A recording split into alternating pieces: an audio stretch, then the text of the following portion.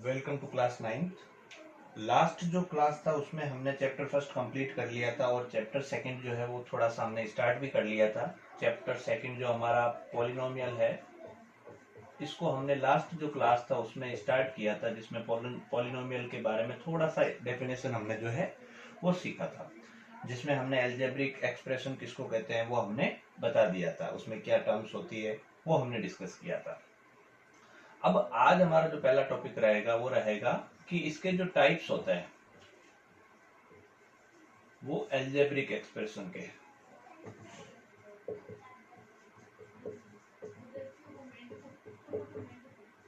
वो according to terms, number of terms. अगर किसी एल्जेब्रिक एक्सप्रेशन में सिंगल टर्म होती है, यानी एक ही टर्म होती है, तो उसको बोला जाता है मोनोमियल। अगर उसमें नंबर ऑफ टर्म्स कितनी हो, one, it has only one term. अगर किसी एल्जेब्रिक एक्सप्रेशन में एक ही टर्म हो तो वो मोनोमियल होता है। फॉर एग्जाम्पल 7x, अब यहाँ पर एक ही टर्म है, इसके साथ में और कोई टर्म नहीं है, तो ये मोनोमियल की कैटेगरी में आता है। सेकंड अपन पढ़ेंगे बाइनोमियल। बाइनोमियल का मतलब होता है जिसमें टू टर्म हो, इट हैज टू टर्म्स। जैसे 7x प्लस 6, इसके साथ में कोई एक टर्म एक्स्ट्रा और आ जाए। फिर ऐसे ही थ्री टर्म वाले को ट्राइनोमियल बोलते हैं, फिर आगे चलता रहता है। लेकिन हमारा जो चैप्टर है, चैप्टर पॉलिनोमियल, पॉली का मतलब होता है बहु, बहुवचन, जैसे एक वचन बहुवचन हो वैसे ही पॉली का मतलब बहु, यानी जिसमें एक से ज्यादा टर्म होते हैं वो आपका पॉलिनोमियल है। If an algebraic expression which have more than one term, जिसमें एक से ज्यादा टर्म होते हैं, वो आपके पॉलिनोमियल होता है। इसके अलावा आपके ये वैसे पॉलिनोमियल की डेफिनेशन में एक पॉइंट और इसमें रहता है, लेकिन उसको समझाने के लिए सबसे पहले आपको सिखाना पड़ेगा डिग्री ऑफ द पॉलिनोमियल। किसी पॉलिनोमियल की डिग्री कितनी होती है, तो इसमें अपन लिखेंगे the highest power of variable in the polynomial is called the degree of the polynomial। जैसे यहां पर एग्जांपल है,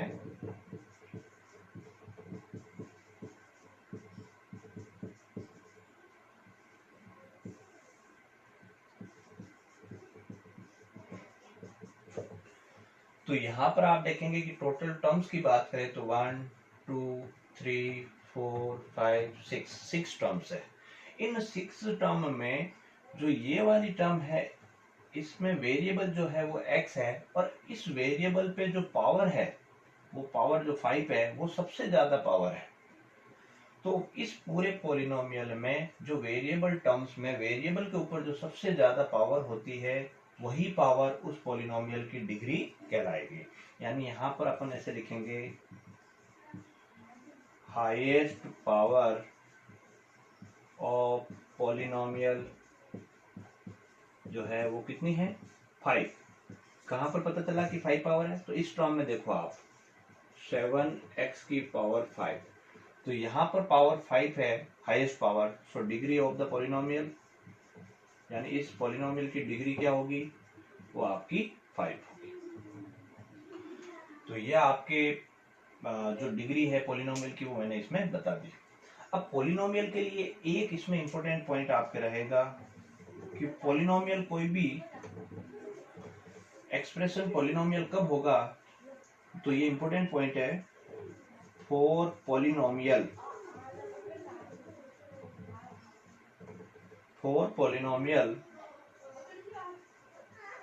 power of variable should be a whole number.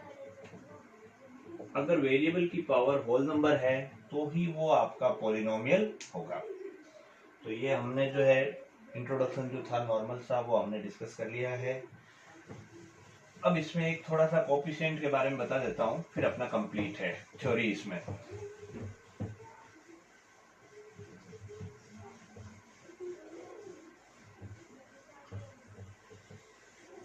अब एक कोफिशिएंट क्या होता है वो आपको और बता देता हूँ।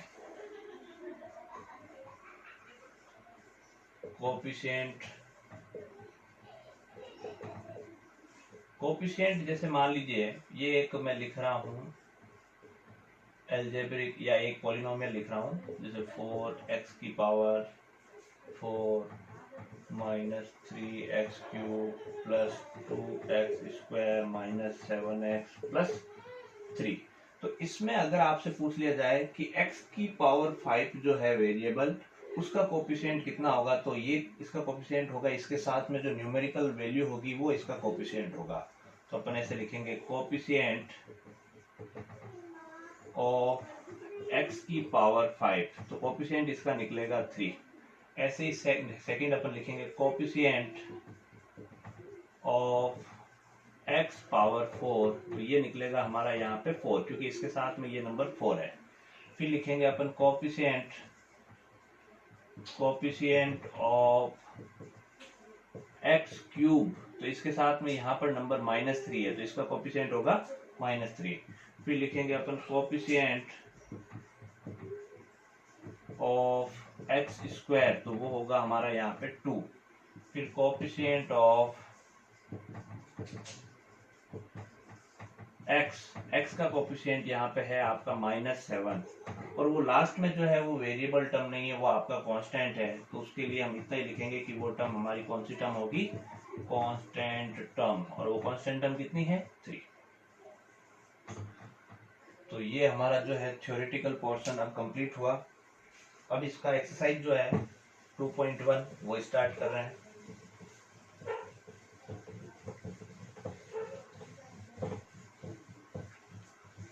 एक्सरसाइज 2.1,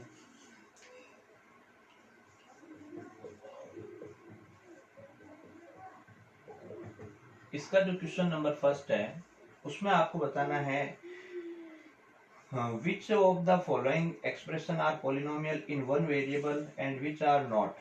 जहाँ यहाँ पर मैं कुछ पॉलिनोमियल लिखूंगा, आपको बताना है कि उनमें से कौन सा वन वेरिएबल का पॉलिनोमियल है। जैसे फर्स्ट है इसमें 4x square minus 3x plus 7। Second इसमें जैसे है y स्क्वायर प्लस √2। थर्ड इसमें जैसे है question 3√t plus t√2। Fourth इसका जो है question y plus 2/y। Fifth है x की पावर 10 प्लस y की पावर 3 प्लस t की पावर 50। तो अपने को वेरिएबल बताना है, एक होना चाहिए वेरिएबल, और उसकी जो पावर है, क्योंकि मैंने अभी आपको बताया था पॉलिनोमियल के लिए जो वेरिएबल है उसकी पावर होल नंबर होनी चाहिए, यानी ना तो वो रूट में होनी चाहिए ना माइनस में होनी चाहिए पावर। तो यहाँ देखोगे कि वेरिएबल टर्म पे पावर 2 है, इधर 1 है, यानी और वेरिएबल भी एक ही है x, तो ये तो हो जाएगा हमारा, ये तो पॉलिनोमियल है, पॉलिनोमियल इन वन वेरिएबल, ये पॉलिनोमियल है वन वेरिएबल का। सेकंड देखो इसमें भी ये वेरिएबल टर्म है और इस पे पावर होल नंबर में ही है, यानी कंप्लीट नंबर है, तो ये भी हो जाएगा same polynomial in one variable. Third जो है इसमें आप देखोगे कि ये वेरिएबल है और इस वेरिएबल पे रूट आ गया, तो आप एक चीज ध्यान रखेंगे, कभी भी वेरिएबल पे रूट अगर मिलता है तो वो पॉलिनोमियल नहीं होगा, और अगर वेरिएबल अपॉन में मिलता है, जैसे मान लीजिए कोई वेरिएबल अपॉन में है, तो भी वो पॉलिनोमियल नहीं होगा। तो यहाँ पर इस वेरिएबल पे पावर जो है वो रूट लगा हुआ है, तो अपन लिखेंगे it is not a polynomial.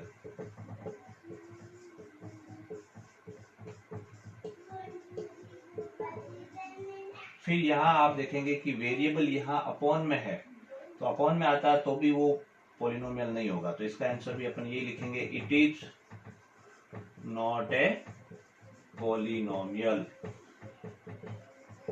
और लास्ट आप देखेंगे कि यहाँ पर पावर तो सबकी होल नंबर है, लेकिन यहाँ पर वेरिएबल कितने हो गए, टोटल 3 वेरिएबल, तो अपन लिखेंगे इट इज ए पॉलिनोमियल। ये पॉलिनोमियल तो है इन 3 वेरिएबल्स, लेकिन इसमें वेरिएबल्स कितने हैं, 3। तो ये हमारा क्वेश्चन नंबर जो फर्स्ट है वो कंप्लीट। अब जो क्वेश्चन नंबर सेकंड है, इस सेकंड में क्या करना है, अपने को एक्स स्क्वायर का कोफिशिएंट बताना है कि एक्स स्क्वायर का कोफिशिएंट क्या होगा।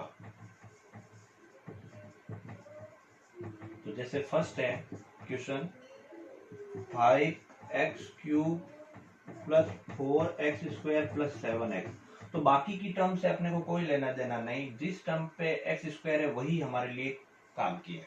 तो इसका कोफिशिएंट क्या होगा, तो x² के साथ में यहाँ पर कौन है, प्लस का 4, तो इसका कोफिशिएंट हो जाएगा आपके 4।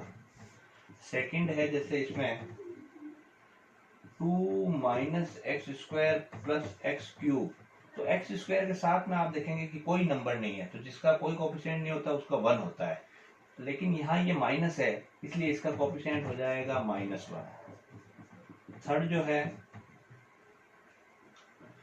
π/2 x² प्लस x, तो x² के साथ में यहाँ पर π/2 है, यानी इसका कोफिशिएंट होगा π/2। और लास्ट में है आप फोर्थ जो है √2x प्लस x -1, तो आप यहाँ देखेंगे कि इसमें x² वाली टर्म है ही नहीं, और अगर आपसे कोई ऐसा क्वेश्चन पूछ ले जिसमें वो टर्म है ही नहीं और आपसे उसका कोफिशिएंट पूछे, तो उसमें आप कोफिशिएंट की जगह पर क्या लिखेंगे, 0।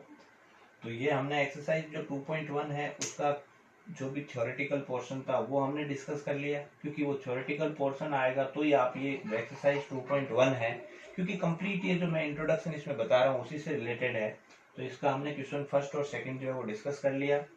अब आगे का जो रहेगा वो हमारी जो नेक्स्ट क्लास होगी हम उसमें डिस्कस करेंगे। Thank you.